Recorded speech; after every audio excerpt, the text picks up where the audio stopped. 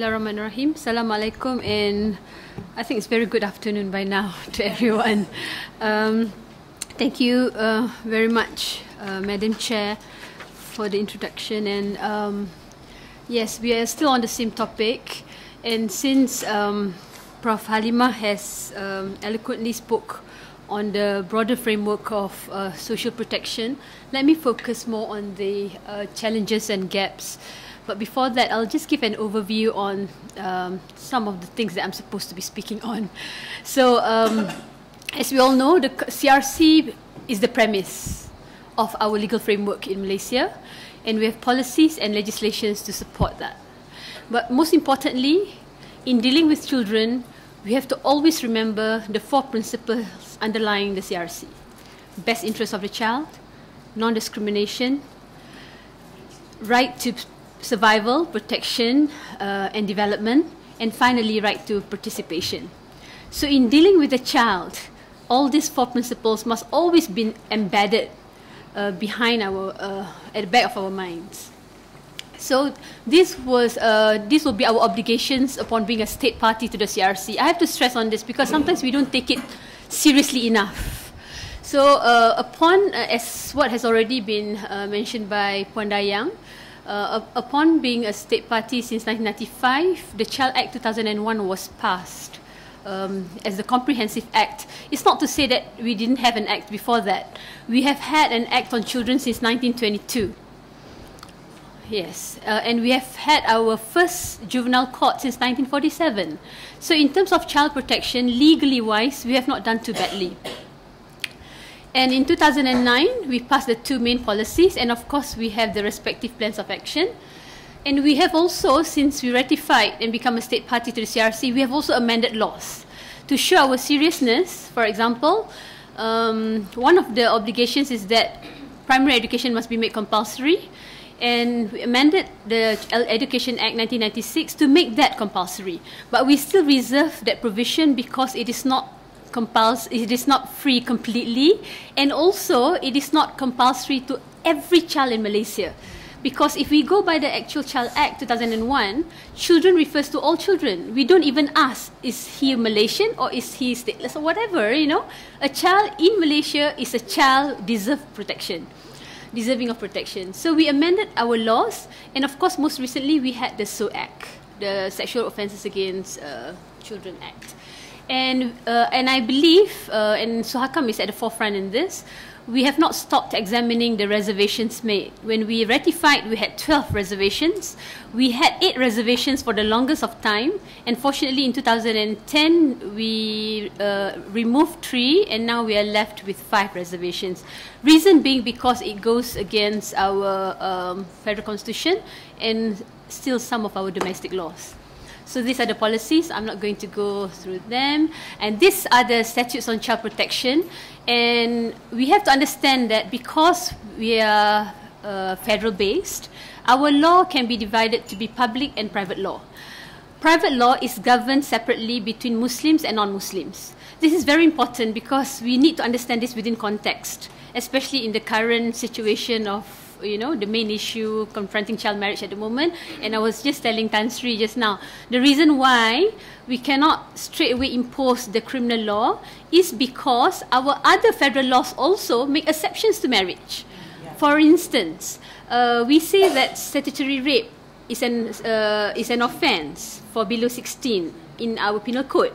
Yet at the same time, under the Guardianship of Infants Act, we have exception when the child is married.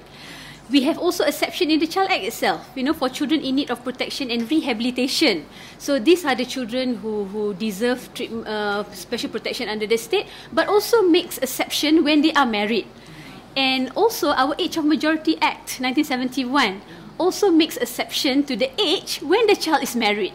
So you see, there are conflicting provisions even within the federal law, not to even think about having conflict with the state law. So that's why it is actually a complex issue. And the law, of course, acts in twofold. I have to stress on this because people always think of the law as punishment, as something which is punitive, whereas, especially where children is concerned, it affords protection. And most importantly, I want to stress on the last one. It mandates professionals with obligatory duties. And it especially mandates adults when parents or guardians fail. You see, so when my learned professor, listening to him just now reminds me of 20 years ago in his Usul Fiqh class in UIA, and all the principles coming back. He was talking about maqasid al-syari'iyah, and because parents or adults do not always act in the best interest of children, that's why the state has to intervene. And the state can only intervene when it is statutorily provided. Now, this is where a lot of protection is given under the Child Act 2001. And I have to say, around the world, upon my own personal research and examination, this is one of the most comprehensive acts we have. Because it gives a lot of powers to professionals to enforce the rights of children.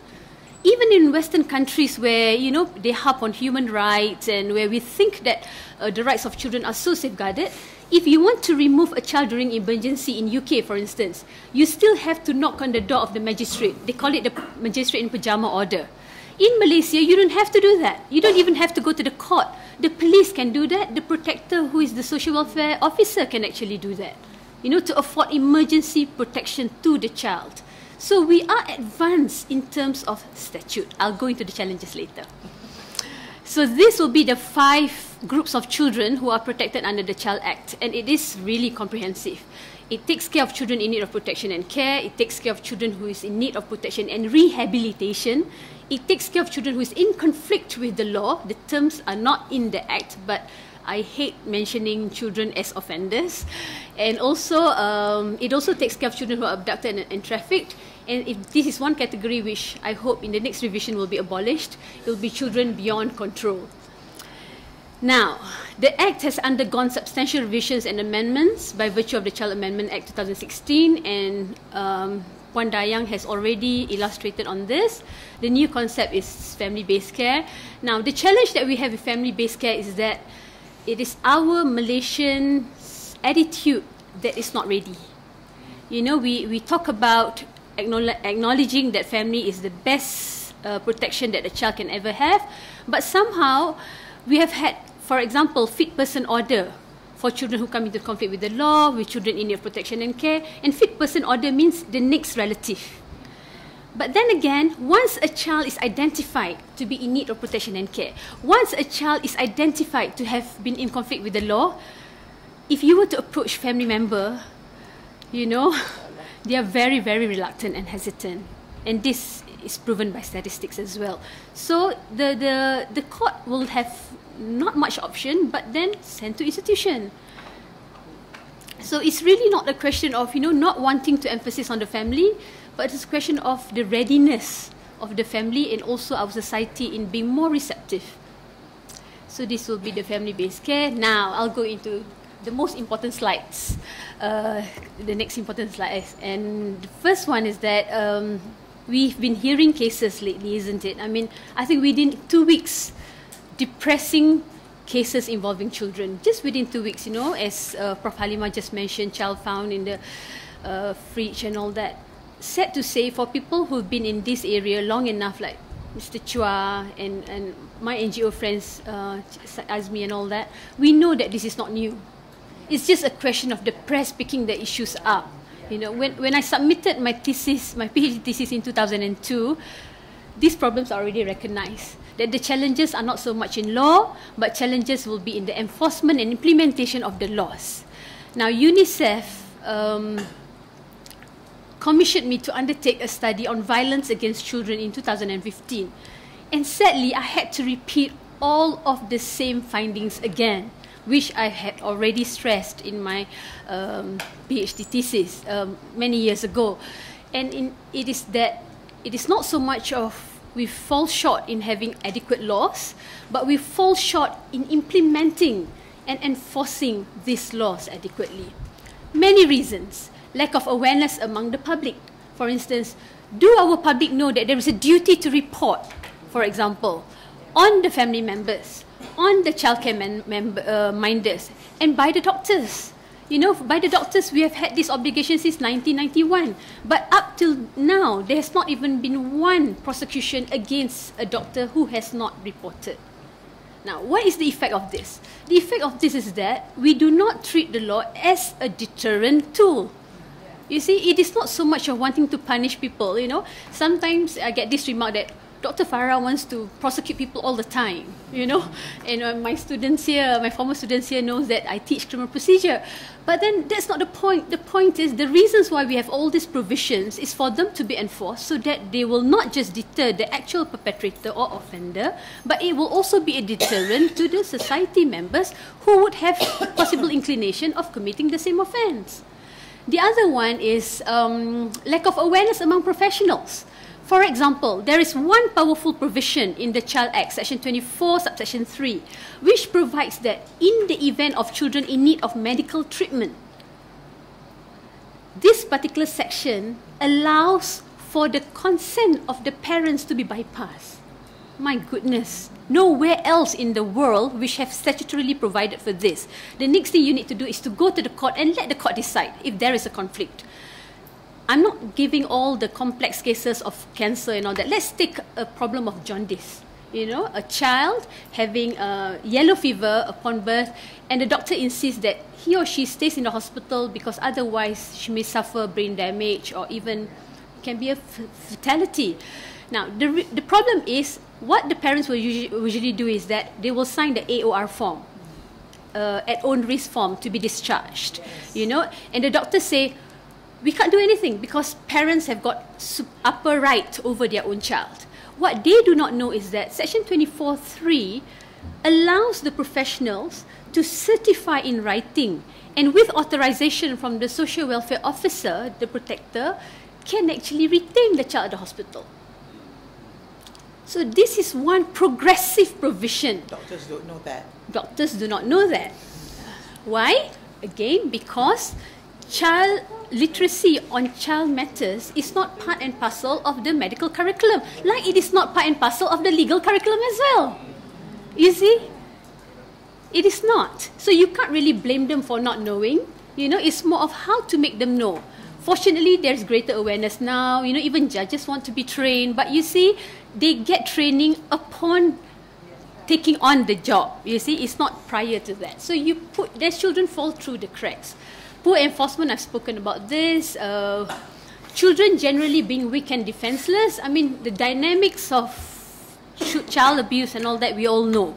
You know, children not having the capacity to even have the linguistic ability to speak out and all that. That is the reason why we adults have got to bring their problems to the fore. You see, and also I think one of the most pressing issue that we face in Malaysia is that the misconception and the perpetuation of cultural and religious beliefs in child rearing practices. And for this, I've got, of course, 2 examples. I won't be talking about child marriage because Dato' Aziah will be focusing on that. But let's just take one example on corporal punishment. You know, on corporal punishment of children. For some reason, many of us think that it is the right of the adults to hit children. It is not at all. And they say it is religiously based across the religions, not just Muslim. You know, the Christians quote to me, spare the rod and spoil the child. You know, the Muslims quote to me the hadith saying that the Prophet say, hit your child at the age of 10 if he refuses to pray. And I think to justify my contention on this, that adults generally think is their right to hit, would be an effort done by the Ministry of Education in 2015, where upon KPWKM's recommendation that they take away caning from the education disciplinary measures for children in schools, the Education Ministry conducted regional consultations to see whether or not we are ready to take away the cane, you know, from the in schools. So 6 regional consultations were conducted in Terengganu to represent the East Coast, in Sabah, Sarawak, in Johor, in Putrajaya, and in Penang. 6, sorry. And And of course, in the panel discussion session, I will be the only one talking against it. The representative from the NUTP, the Teachers Association, were all for it. Representative from PTA, Parents Teachers Association, were all for it. You know, members from civil societies were all for it. So it was only in Johor that had somebody to back me up, because there was a child psychologist from Hospital Sultan Ismail, yeah, Tunku Rahimah. Tunku Aminah. And she was the one who provided all the statistics to show that corporal punishment does more harm than good in any studies, in all studies. So I have to report that in all of the consultations, only Sabah reported 91% in support of caning. The rest were all above 95%. East Coast was 98%, and this was, this was a survey done immediately upon the consultation, meaning to say they gave out a survey. There were about 600 to 800 participants, teachers, parents. They were invited, so they were representatives of the civil society and represented the region. And in most of the states, it was ranging between 96 to 98%. And Ministry of Education wanted to amplify the findings. They even gave out the survey to school children, over 5,000 of them, and they too believe that caning should be retained.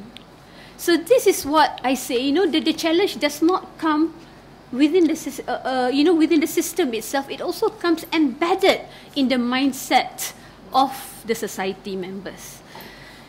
The main reason is only one. It is how children are being perceived by adults.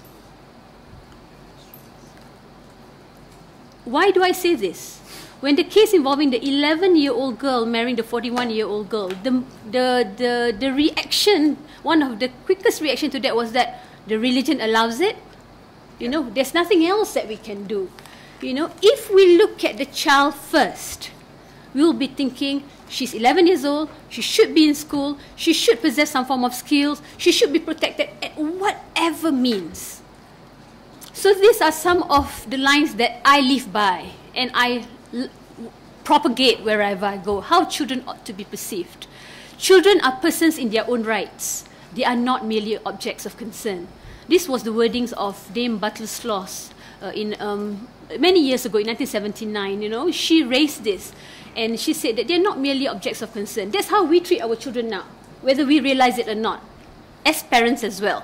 We think that, they're subsidiary to whatever we think that is right, you see. But they are persons of their own rights. And if we believe this, we will be definitely treating them differently.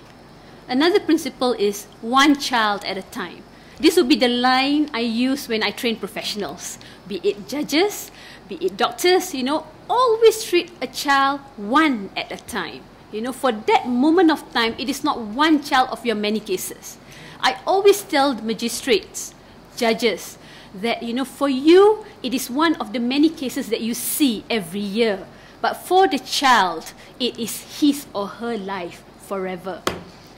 When you look at an issue involving children, you look at the child first before you look at the surrounding parameters of the issue. Because if you look at the child first, chances are you will be making the right decision. But when we look at other peripherals to the issue, for example, now when we look at the 11-year-old girl, we say, the Thai authorities allowed it. So Azmi will jump and say no. And you say, everything is done, so he can only be subjected to the criminal penalties. You're not dealing with the issue. The first thing we need to think, what will happen to the child tomorrow, next week, 5 years' time, when the husband gets a fourth wife? She's left without any skills. She probably will have a few children by then, if he abides by what he says, that is, And I cannot even imagine what will happen to her. And finally, when you look at the child, remember that he or she is a child first and foremost. That's why whether a child is a person who is in conflict with the law, whether a child is a patient in a hospital needing a very important decision, you must look at the person as a child who is defenseless, who is not just anybody, but is a child deserving of our utmost protection. Why do I say this? Because doctors keep telling me, Dr. Farah, what can we do? You know, it's up to the parents, because we cannot guarantee that all this treatment that we have will make, will enable the child to survive. But look, I say, if you're afraid of legal repercussions, our Child Act is so wonderful. Section 26 say, regardless of whatever the consequences, the doctors and whoever assisted in the procedure will be protected under the law from any legal liability. Fantastic, and that's not just one. You see, there are other provisions under the Child Act which further support that. But we have never challenged the law, the provision in any court of law, and that will be another of our setback. You see, because we like to fight over a lot of things, but we are generally non-contentious when it concerns children. So we like to think that never mind, parents know best when children's life is at stake. But I think recently there has been a move towards amplifying this provision. So going back to making professionals understand their job better, I have to say that from the time that I started all these works 20 years ago, a lot of improvements have taken place. Thanks to UNICEF, trainings are now being done across the board. But then again, there is a conflict in priorities. For example, UNICEF policy is you train trainers so that it will sustain. And this is only logic, isn't it? Because you cannot be feeding money all the time. We have to be able to sustain a particular way of training people. But unfortunately, our system does not augur well with that. Just to give an example, judges, for example, magistrates that were trained in 2014, I've actually asked them via a questionnaire, would you like to be trained further in child protection? And all of them said no.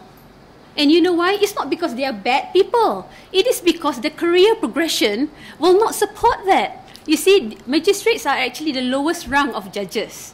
And they won't be there very long. At most maybe 5 to 10 years. After that, they will want to move up to Sessions Court judge or become a prosecutor and all that. So they want to be trained in other areas as well. You see? So when UNICEF comes in wanting to train pool of trainers, for example, it doesn't work that way, because they will not be very interested to train other people because they want to move on. You see, so those are the teething issues that will need to be reconciled. And maybe Jillian will be taking notes and say that and when we do all this like roadmap towards all these things must be taken into consideration. Like, for example, in New Zealand or Australia, to be a judge in youth court will require seniority, minimum of 15 years in the legal fraternity. But here in Malaysia, it's the magistrate who will be the magistrate for court for children. With all due respect, they will want to do their job well, but they do not have the necessary training for that. So, my final line will be borrowing children's words. Let's build a world fit for children. For a world fit for children is a world fit for everyone. Thank you very much.